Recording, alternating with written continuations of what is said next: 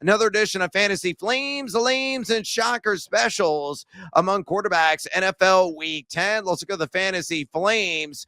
Who do you think is flying a little bit under the radar right now that could, again, show up and show out for statistical purposes?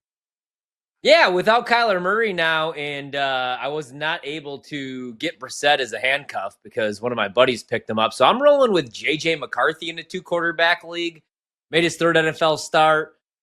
Played good enough against the Lions, at least to get the dub. He was only 14 of 25 passing for 143 yards, but he did have the 2 touchdown passes, also threw an interception. But he ran the ball 9 times. Didn't really go anywhere, only 12 yards and a touchdown. But that was against the Lions, who right now have the 2nd highest PFF grade in the NFL on the defensive side of the ball. If you look at the next 7-8 opponents, actually, top 17 at allowing fantasy points to quarterbacks. If you make the playoffs, I really like those playoff matchups as well. So I picked up JJ McCarthy, and I like him this week going against Baltimore.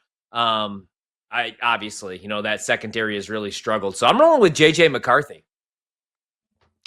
All right, hopefully he's going to continue to run the hot hand for you. Back-to-back games, certainly impressive, and I have no doubt doubted him a multitude of times. And again, I'm wiping the egg out of my face. I took a full pie to the face, quite frankly, last week with his showing. I'm going with Sam Darnold, man. A guy, again, scorching white hot with those fiery fingers. You add Rashid Shaheed. He's probably going to play a few snaps this week. We'll see what the final verdict is on that and how quickly you get acclimated in that system and in the environment. But look at Arizona. Yes, again, as I said, they're trending in the right direction defensively. Now number 16 in drop back EPA defense. Have also allowed the 10th fewest fantasy points to the quarterback position this season, giving up just 6.47 pass yards per attempt, 246.8 pass yards per game, and 9 total touchdowns. But it's Darnold. He's been pinpoint accurate, surgical, number 4 to adjusted completion percentage. And oh yeah, he's got a dude named JSN.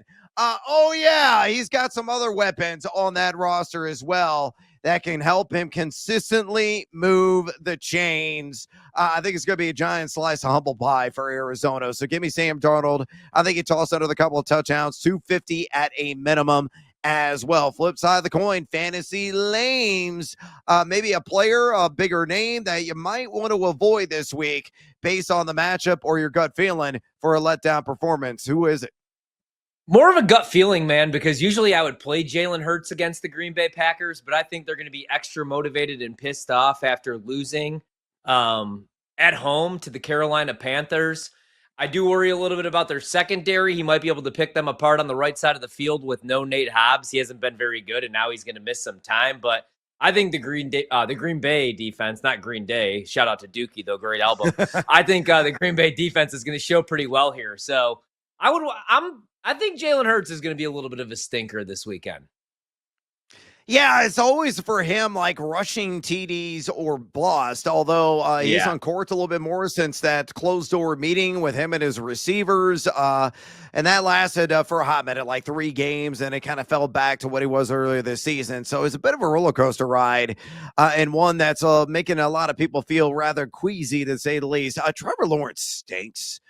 We need to universally accept he's never going to deliver on his enormous supposed quote-unquote generational talent that he possesses. He has to get Jacoby Myers at the trade deadline coming up from Viva Las Vegas, a guy who can be a jack of all trades. We're going to have the slot or outside, pretty dependable weapon there. Brian Thomas isn't quite healthy with that heel. Travis Hunter probably not going to miss the rest of the season, but still out for this game on injured reserve. And you get Houston, and you're on the road. The Texans are number 1 in the NFL in drop back EPA defense. They are number 1 in fantasy football and fewest fantasy points allowed at the quarterback position. Hell, they've only given up 193.5 pass yards per game. And Lawrence, he couldn't complete a shallow cross to the Jolly Green Giant. He's number 30 in adjusted completion percentage, a middling and just blah. Quarterback 17 in fantasy. Avoid like the plague. All right, let's go a little bit deeper. Shocker special. Somebody you feel is understarted right now that you might want to consider getting your lineup, and you're going with a guy who is ascending to the catbird seat because of injury. Who is it? Yeah, I'm going to go with Marcus Mariota against the Lions because I do think that there's a really good chance that the Commanders are going to be trailing for the majority of this game. So he's going to drop back a ton. The 3 starts, he's finished as quarterback 6, quarterback 17, quarterback 19. But I picked him up for the rest of the way.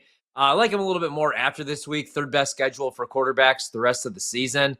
You get the Lions, you get the Dolphins here, 2 bottom 11 teams at preventing fantasy points to quarterbacks. Then they get a bye. 2 bad matchups, rough matchups, a couple divisional games as well. But in a deeper league, I'm going to roll with Mariota. You're going to get some rushing yards. And if they're trailing, probably 25 to 30 dropbacks minimum in this game as well. Yeah, 18 to 20 fantasy points, completely doable for him because of that duality, man. Always raises the floor, and it certainly applies that line of thinking with Jaxson Dart. I'm going to hit a bullseye, baby. Could be like first to 40 wins against the Chicago Bears. The Bears are just so leaky right now defensively. Number 22 in dropback EP80. They have allowed the 4th most opponent fantasy points this season at the quarterback position, giving up 8.24 pass errors per attempt. They've given up 21 touchdowns. For love of the fantasy gods to quarterbacks, and Dart, he has scored a rushing TD in 4 straight. I think he could really uncork in this one. This could be like 240 pass yards, couple of passing touchdowns, 40 on the ground, a rushing TD. Don't be shocked if he is a top 7 fantasy quarterback here in week numero 10.